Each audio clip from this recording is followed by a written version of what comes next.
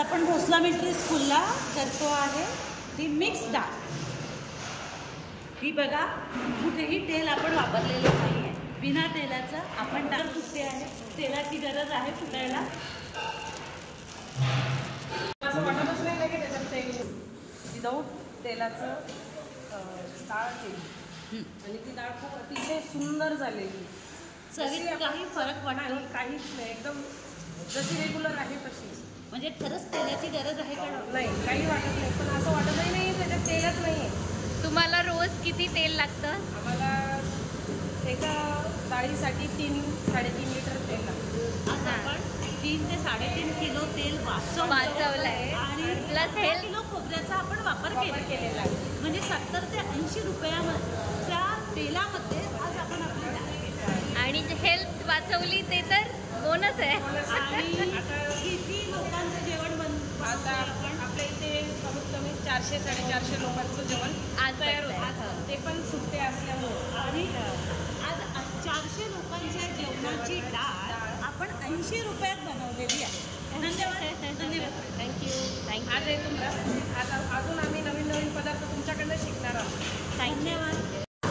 नमस्कार, मी ओंकार जाधव, मी भोसला मिलिटरी स्कूलमध्ये head job करते। माझा आजचा हा पहिल्यांदा बिना तेलाची डाळ करण्याचा पहिल्यांदा अनुभव आहे। उत्कृष्ट पद्धतीची अशी डाळ बनलेली आहे, मस्त एक नवीन काहीतरी शिकायला भेटले।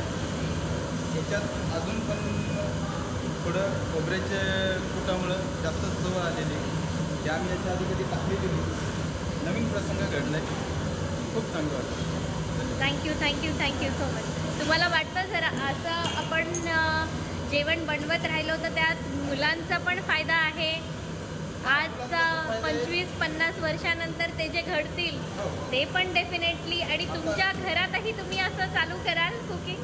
करेल ना मी, 100% बायकोला सांगायचा प्रयत्न करेल की असं मी शिकेल। एक रेसिपी पण रोज बनली तरी आपण वर्षाचा ॲव्हरेज काढला तर पैसे पण वाचतात आणि हेल्थ पण वाचतात। त्या पद्धतीने सांगितलं आता ते आमची नजरच मरून गेली। आता आम्हाला परत सांगायचंच का? आता मी अशाच पद्धतीने डाळ बनवून उद्यापासून। पण आज अजून पण मुली आहेत आपल्या, चांगला आपल्याला रिस्पॉन्स देते। खरंच की आजची डाळ खूप छान होती।